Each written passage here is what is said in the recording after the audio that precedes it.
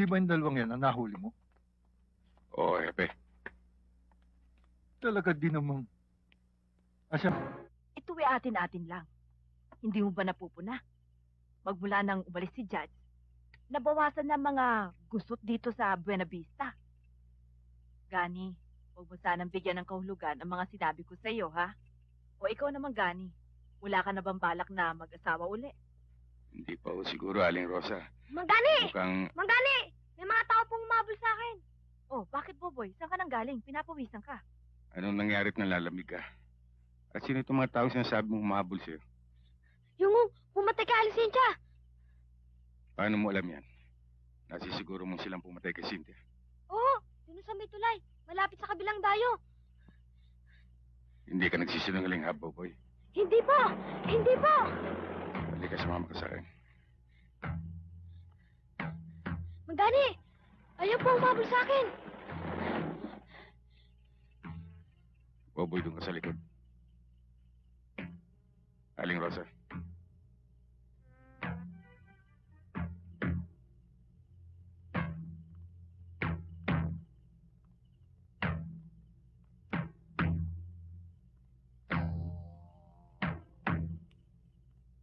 magandang gabi ho. Magandang gabi naman. Ano ba atin? Magpapasama sana kami sa bata. Kasi hindi namin alam kung saan nagpunta ang tatay niya eh. Hindi yun nasabi sa akin ng bata. Yan talaga ho eh.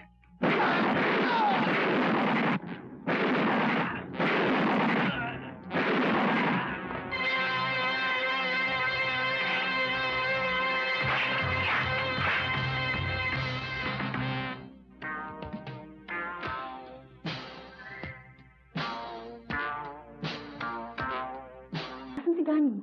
Hindi namin alam eh.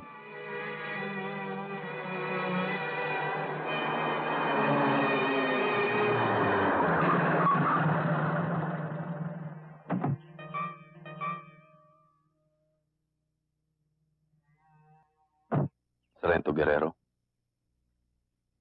matagal ka bang naghintay? Tiniyak ko lang na nag-iisa ka.